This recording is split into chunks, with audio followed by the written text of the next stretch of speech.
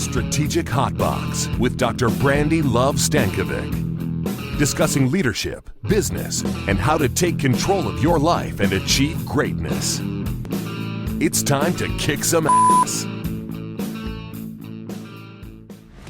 Hey, it's your girl, Dr. Brandy Stankovic, here on the Strategic Hotbox. I'm your host and the Chief Strategy Officer at CU Solutions Group, and I love this diversity, equity, and inclusion topic. In today's episode, we're going to use real-world situations versus the hypotheticals to uncover the complexity of diversity and talk a little bit about generalizations. And generalizations of Blacks, Hispanics, and Asians fail to capture the diversity within these cultures. And as we continue to look at systemic equity, is breaking the rules more harmful than a step in the right direction? We will debate the bandwagon of allyship. I believe that the bandwagon of love is always better than the bandwagon of hate. What do you think? But we all agree it's time to move the needle from performative to effective. Let's check it out.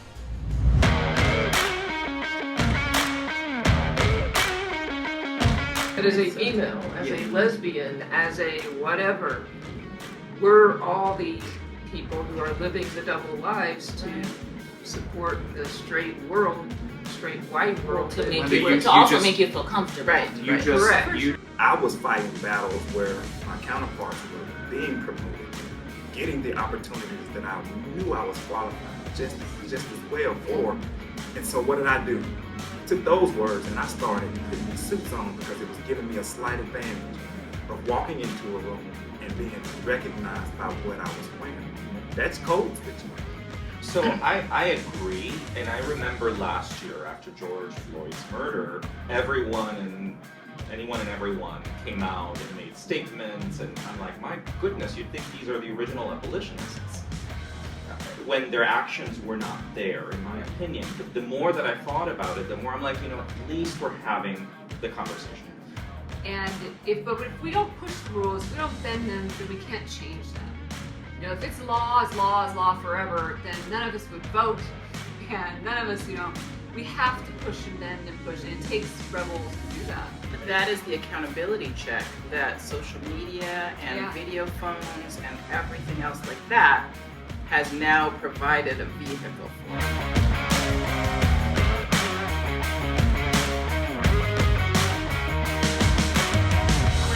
Remember when I said, Oh, goodness. at ACUC, all of our meetings, we start on time and end on time. That's deliberate, because the stereotype is Black people are never on time. One of the best things Kevin Martin ever said to me, he said, I love that you respect people's time. We start on time and end. I don't care if you're in the middle of mid-sentence. If it's 2 o'clock, boom, it's over. Because I say it, and I hate having to say this, we are a Black-run organization. We will never get a second opportunity to make a good first impression, so we have to work in excellence. Absolutely. That's pressure. Yes. But this is what I was going to start to say after your previous comments. Why do people of color feel like we have to live a life of duality? We have a professional life where we feel like we have to put on this face to represent our people well, right? And then we have our private lives where we feel like we can let our hair down and be real, right? But do white people feel like they live a life of duality? Well, it depends. I think, in all fairness, it depends. It's bigger than race on that, or it's different than skin color, epidermis on that. Linda and I were having that same conversation in one of our recent webinars about CU Pride, in saying that there's like a straight way of acting, and then there's so that it bleeds across diversities. Yeah. No, I mean, I sleep in this, basically. I'm just like, I'm one way, everywhere. I don't know. I don't know the answer to that question. I don't know how to answer that question. And being a white man is going to be different than being a white woman. Yeah.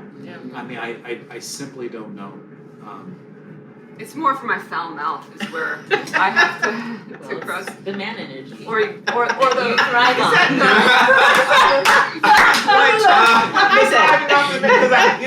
I curse like a sailor. I was going to say it's the white trash in me, but then that throws that whole... I think because society and methods and everything has been built by straight white men. Every part of our life For all of is us. to define, to live up to that. So as a straight white man, you Right. have not experienced any You of are- this. I mean- true. But as a So female, as Yeah. a lesbian, as a whatever, we're all the people who are living the double lives to support the straight world, straight white world. To make Wendy, you, you- to also just- make you feel comfortable. Right. You just, Correct. For you sure. just, Yeah. you just So- got that thought right out of my head. Like So- when I walk in the building, I am a different. Good morning, hey, oh hey girl. Like it's not when I walk out my house. I'm like, what is going on? You know what I'm saying? Like it's different. It's code switching. It's Yeah. different rooms that you go into. You got to be a different person to make that other person feel comfortable. Andrea Finley is one that introduced me to code switching. If y'all have never heard her speak on Oh, that, she's good people. the suits. Mhm. I grew into this, but in my banking world, I got the compliment of being able to excel by an older white man. Say, son, you keep that up, it'll take you places. But I was fighting battles where my counterparts were being promoted and getting the opportunities that I knew I was qualified just as well for. And so what did I do? I took those words and I started putting these suits on because it was giving me a slight advantage of walking into a room and being recognized by what I was wearing. That's code switching. But then it turns out, doggone it, I just like to look good in my stuff. It had nothing to do with You look good, the you power feel or good. the advantages. I liked how I looked in the mirror with the suit on. So, but it came by way of having to look the part and play the role so I can be recognized, which was totally unfair to me. And it's also in looking to admire someone, right? Someone that we love and admire and wanting to be and emulate whoever it is that we love and admire. And whether that's the CEO who happens to look a certain way, or whether that's me being more dominant and aggressive in a governance meeting, because that's what I have to do. Or like when my little son Andrew with the super long hair wanted his braids done like Kawhi Leonard because he's obsessed with him and it's who he loves and admires. And then is that acculturation? Is that all these different misappropriation or is it just Andrew wanting to look like Kawhi Leonard? And then we're just adult versions of that. So I'm officially. Would you like to read our next? There's only a couple left.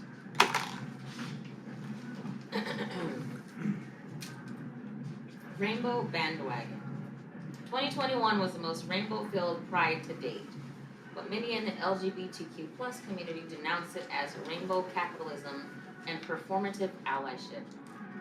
Allies are expected to stand up and voice. Do you support the bandwagon of rainbows, or should people stop capitalizing on the trend? That's a fastball coming right out of my Yeah. Okay. But I had a full stomach. That's such a fine line with anything, though, right? I like, just was where gonna does say that. activism Yes. stop and Yes. over commercializing something begin? I think it's hard to draw the line, right?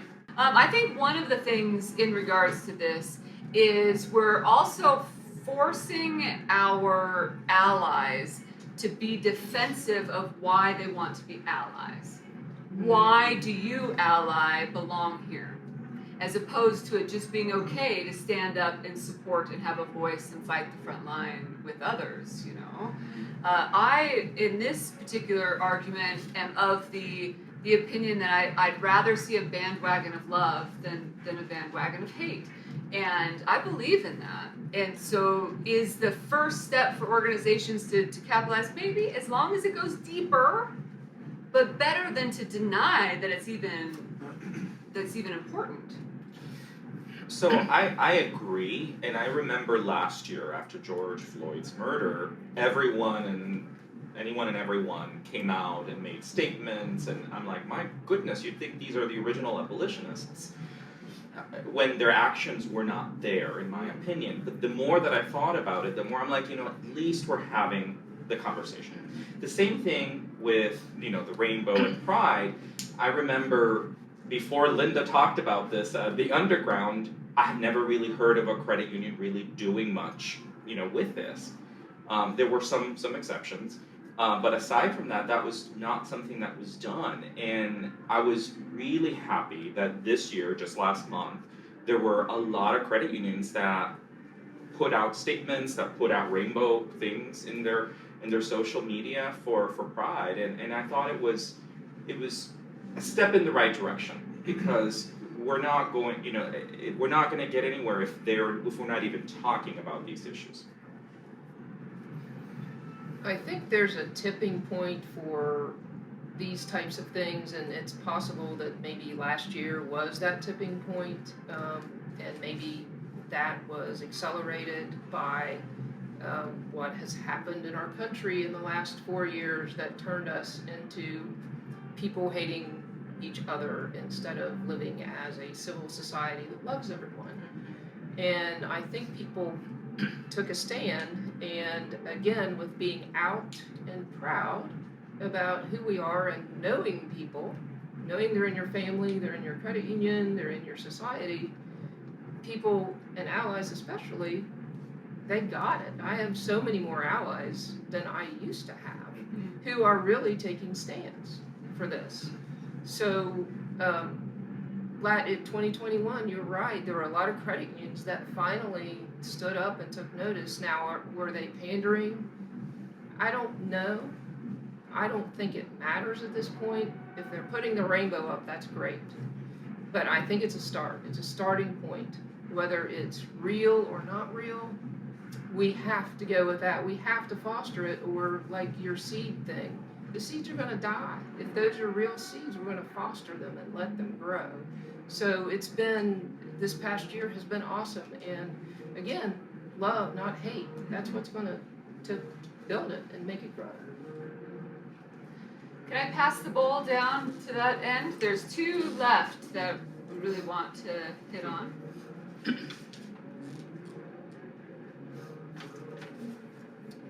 The majority of Hispanics are U.S. born, and Latino immigration has been declining in the last decade. Yet some Hispanics whose family roots in America date back centuries are still asked, especially if they have dark skin, where their family is from. Where were you born? One side argues Latinos don't assimilate and continue pride in their subculture, causing the majority's lack of understanding. Others believe it is inherent racism.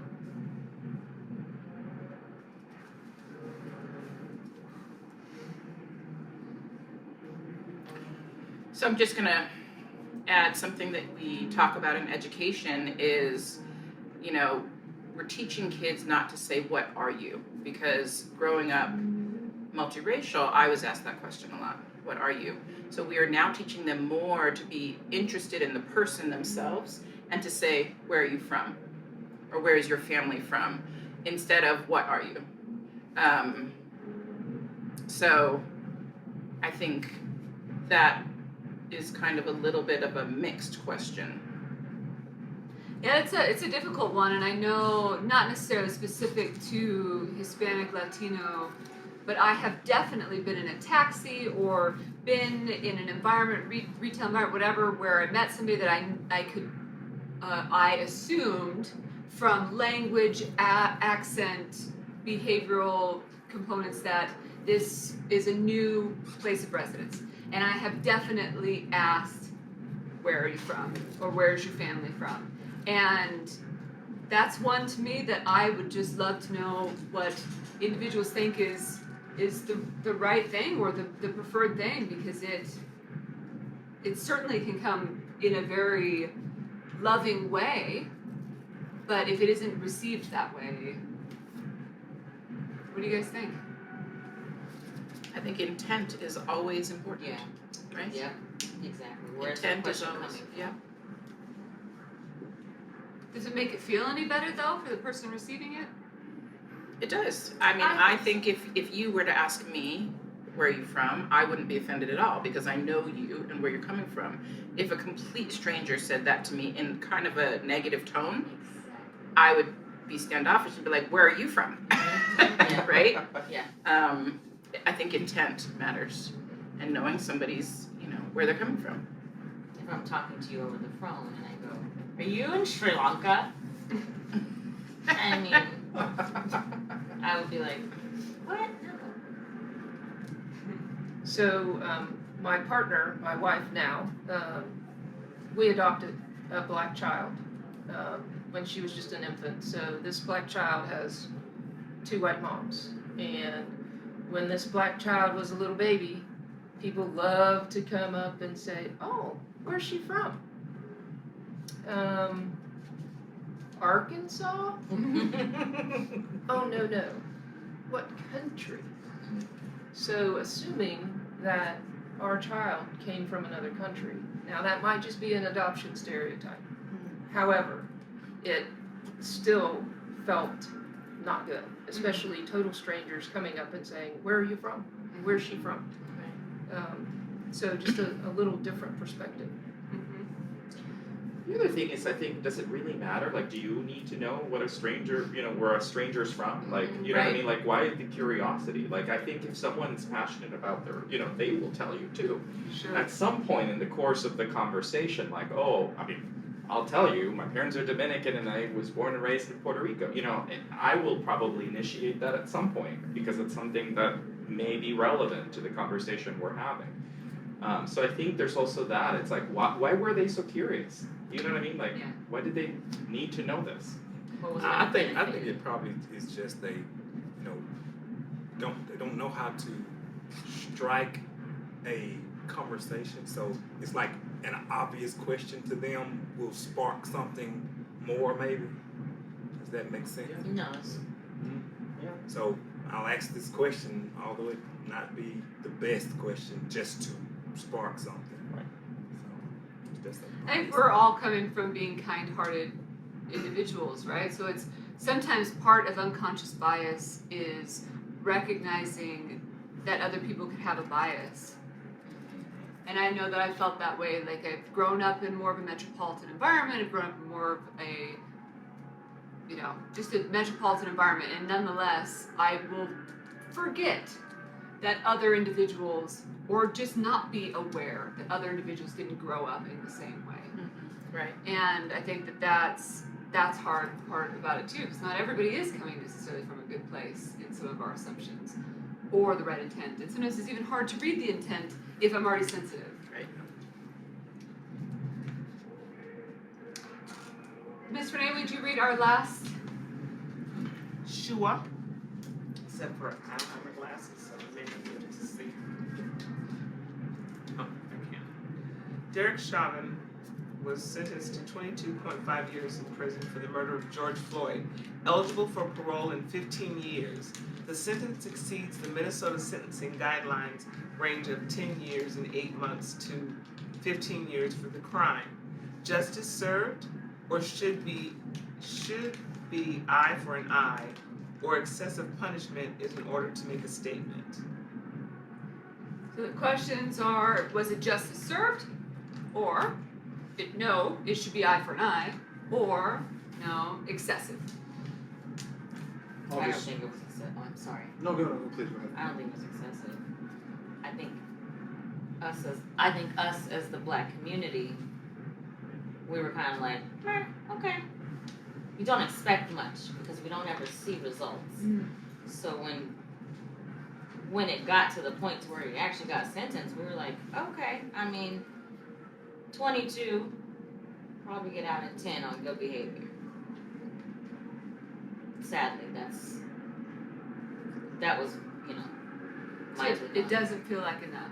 No. That's just me. Because I don't think he'll serve his full 22.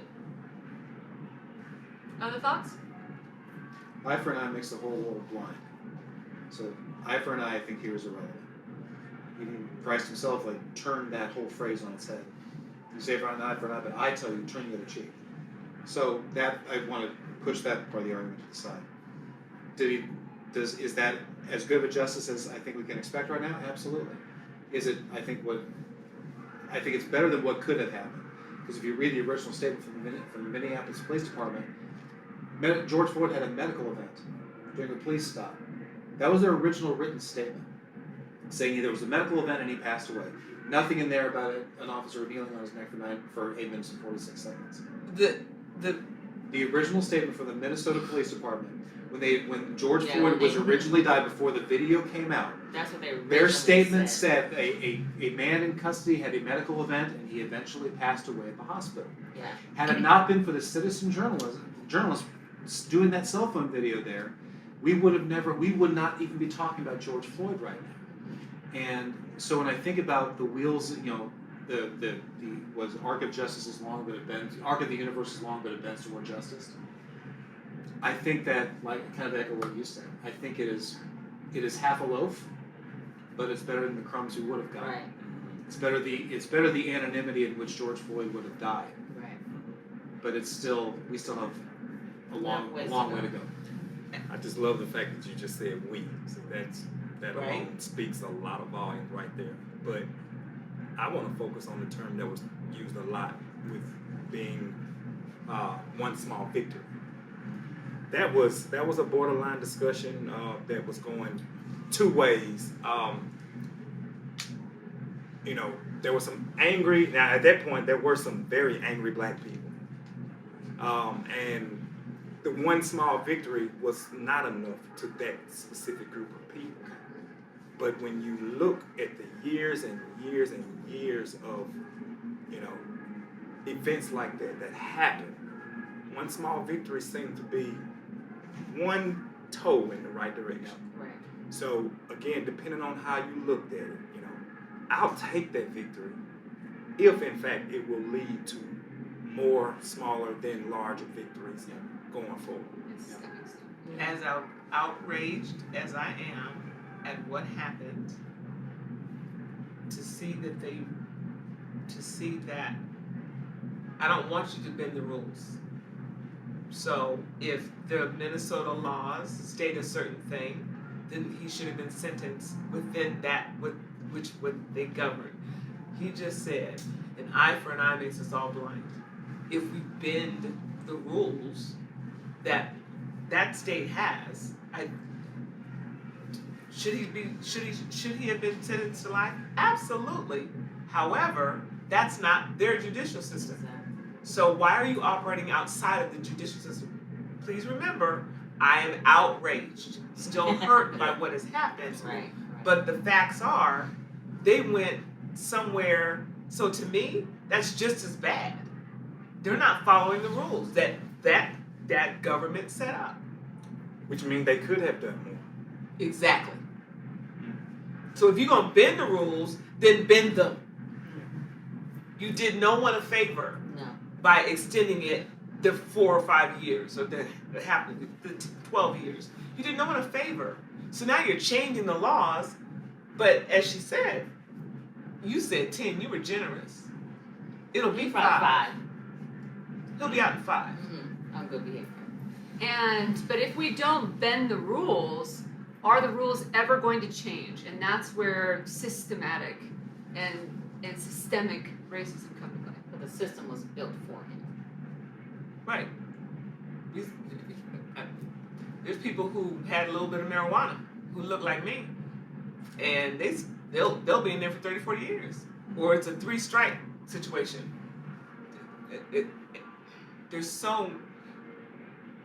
We need to be grateful for the toe. Absolutely. So we're grateful for the toe.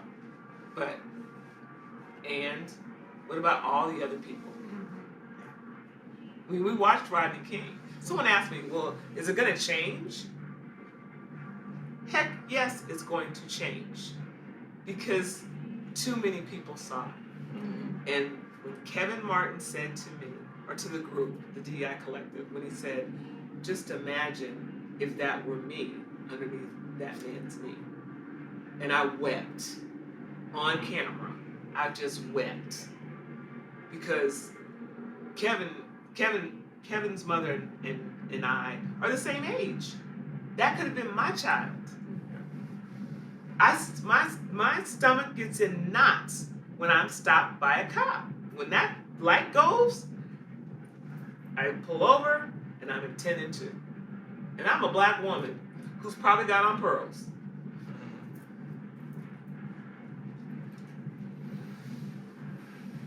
And a lot of people watch Rodney King also. I watched it. And yet it's almost like, and maybe society wasn't there yet, or it's almost like because he was a drug user, it made the behavior okay. I'm not saying I believe this, I'm saying that message is out there. And in what's transpired very publicly in the last year, there were not fallbacks where people could blame other things. And it being out in the public line, it relating to different people in different ways, all the individuals that were out there. And we all know there were more that weren't in the media. That's right. And I think the more people that know, the more that are aware how uncomfortable it is watching the different videos. And if we don't push the rules, if we don't bend them, then we can't change them. You know, if it's law is law forever, then none of us would vote, and none of us, we have to push and bend and push, and it takes rebels to do that. Did anything happen to the person who killed Breonna Taylor? No, something happened to the person who shot into the apartment next door. The kind of a very tragic coda to the George Floyd story. The uncle of the lady that filmed the George Floyd murder. His uncle, that uncle died because an off-duty police officer, or a police officer was responding to a high-speed chase, hit him and killed him. Oh, Jesus. This just happened last week? Yeah, just last week. And so, we think about justice, we think about how, the toes in the water. For every toe we move forward, we see so many things come back. If you ever Google the word, if you ever Google Rachel Nichols and ESPN, Rachel Nichols has been taken off the NBA Finals coverage. Rachel Nichols is a white reporter for making comments about a black co-host of hers getting her opportunity because of a diversity initiative at ESPN. That's why, and Rachel Nichols said, that's why this woman got this job that I was meant to do. She got this job because she's black.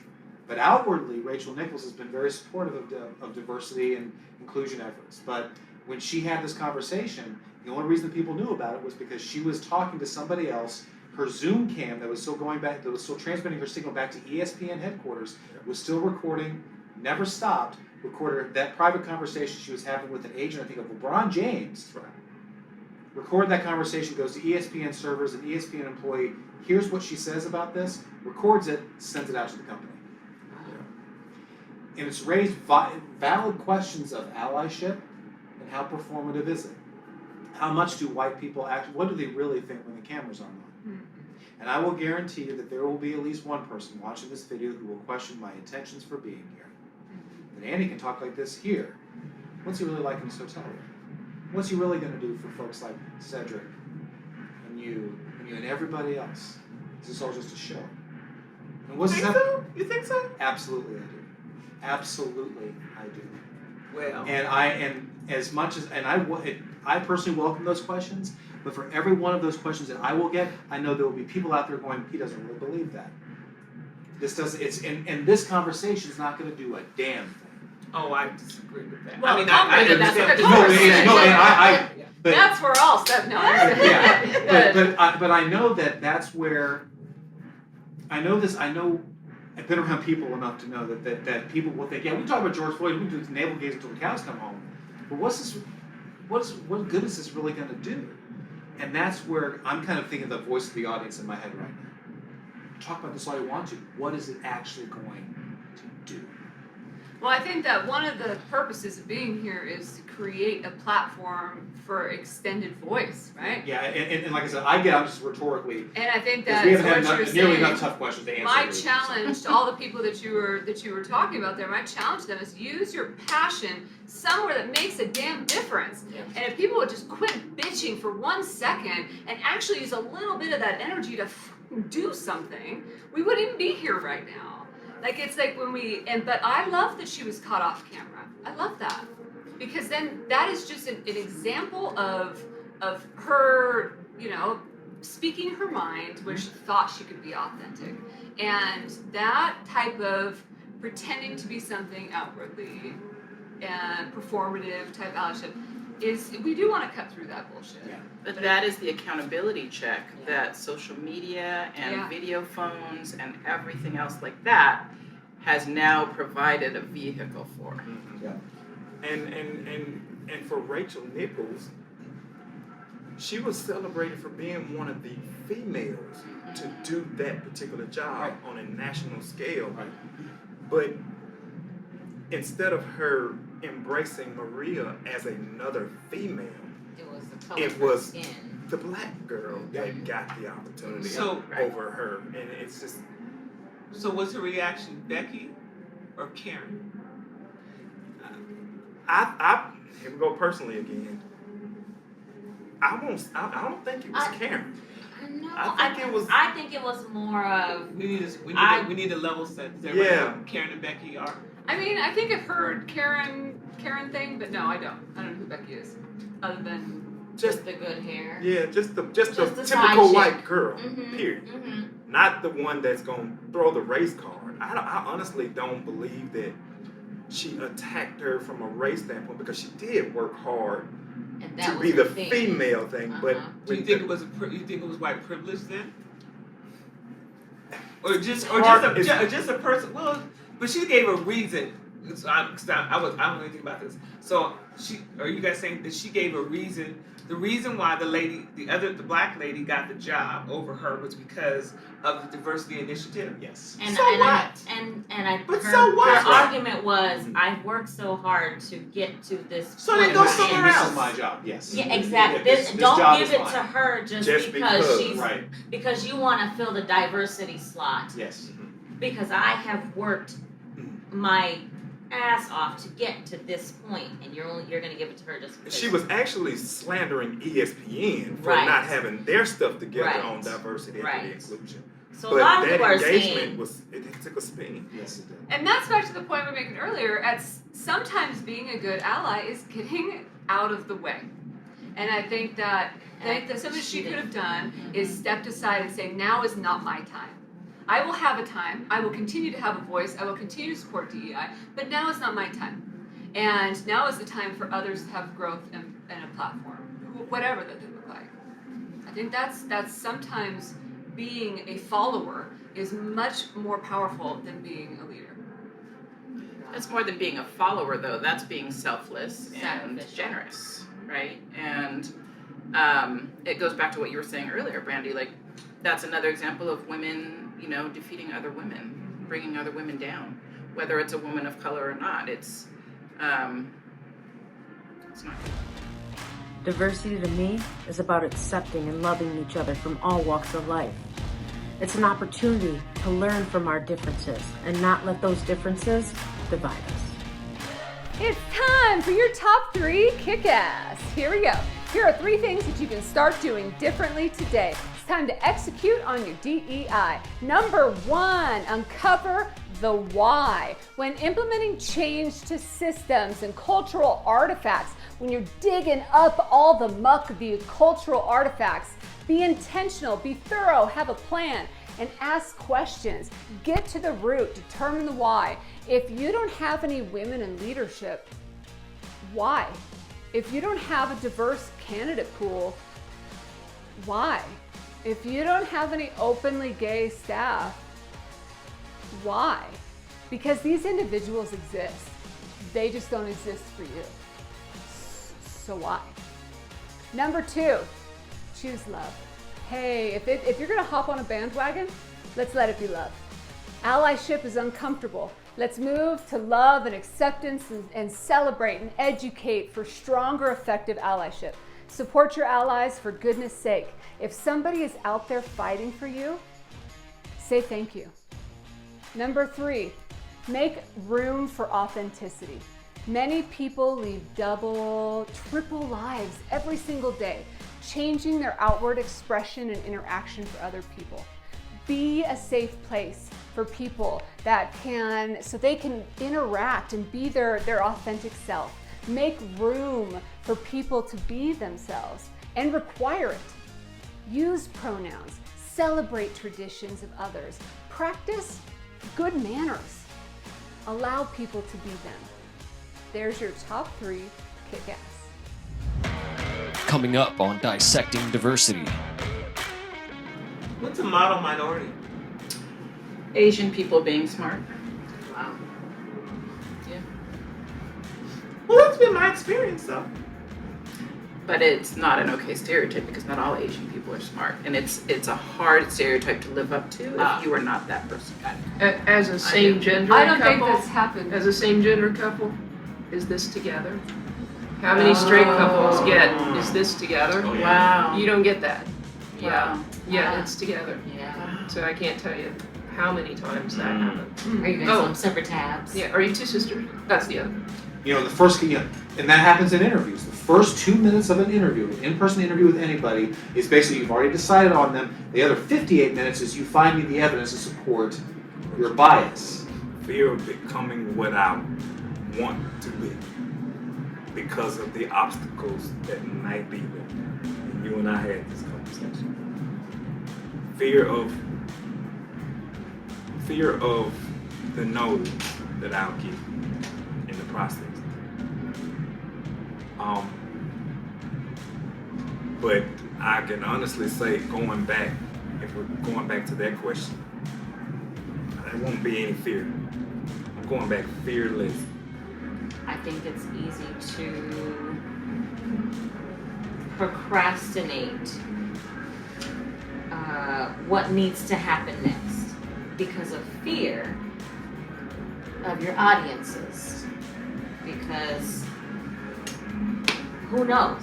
What if they say no? Or what if they say yes? Then what do I do? Learn, love, kick ass.